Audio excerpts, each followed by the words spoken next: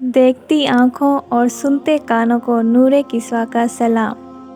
बिस्मिल्लाहिर्रहमानिर्रहीम। बरा बिन आज़िब से रवायत है कि रसूल सल्लल्लाहु अलैहि वसल्लम ने अब्बू राफ़े के पास कई इंसारियों को भेजा और अब्दुल्ला बिन अतीक को सरदार मुकर्रर किया।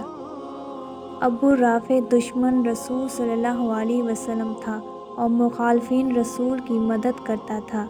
इसका किला हिजाज़ में था और वो इसी किले में रहा करता था।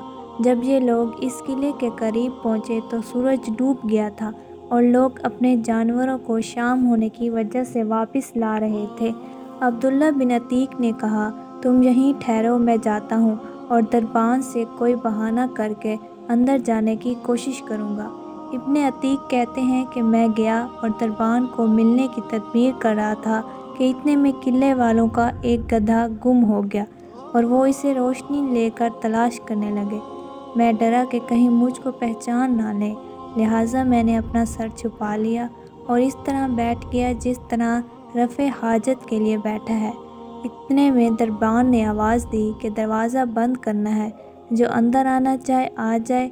दरबान ने अब्दुल्ला को ये ख्याल करके ये हमारा ही आदमी है, आवाज़ दी कि अल्लाह के बंदे, तू अंदर आना चाहता है तो आ जा, क्योंकि दरवाज़ा बंद करना है।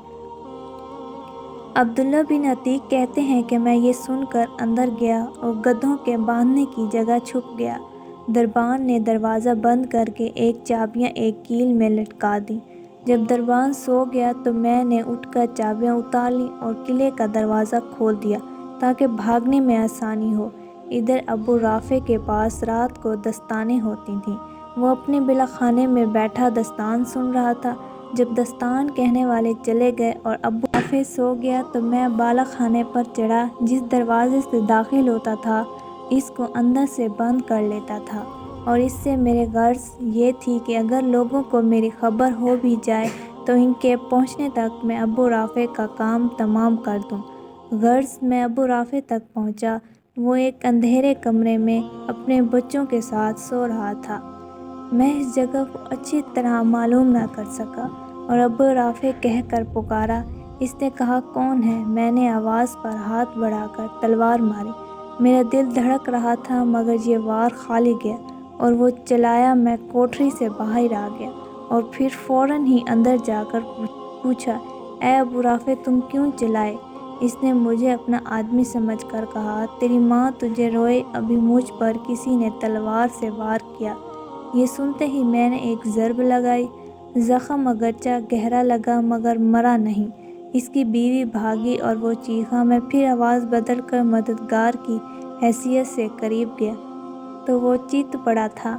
मैंने तलवार पेट पर रख कर ज़ोर से दबा दी गई और एक हड्डियाँ टूटने की आवाज़ें सुनी। तलवार चीरती हुई पीठ तक पहुंच गई। अब मुझे यकीन हुआ कि वो हलाक हो गया है। फिर मैं वापस लौटा और एक एक दरवाज़ा खोलता जाता और सीढ़ियों से उतरता जाता। मैं समझा ज़मीन आ गई। चांदनी रात थी। मैं गिर पड़ा, पंडली टूट गई। मैंने अमामत से पंडली को बांध लिया और किले से बाहर आकर बैठ गया और दिल में तय कर लिया, इस वक्त तक यहाँ नहीं जाऊँगा जब तक इसके मरने का यकीन ना हो जाए। आखिर सुबह हुई। मुल्क ने अजान दी और किले के ऊपर दीवार पर खड़े होकर एक आदमी ने कहा, लोगों, अबू राफ़े हिजाज़ का सौदागर मर गया। मैं ये सुनते ही अपने साथियों की तरफ चला और इनसे कहा कि जल्दी चलो, अल्लाह ने अबू राफ़े को हलाक कर दिया। इसके बाद हमने रसूल सल्लल्लाहु अलैहि वसल्लम को आकर खुशखबरी सुनाई। आपने मेरे पैर को देखा और आप सल्लल्लाहु अलैहि वसल्लम ने अपने दस्त मुबारक से अपना लब मुबारक फेर दिया। ऐसा मालूम हुआ कि इस पैर को कुछ हुआ ही नहीं।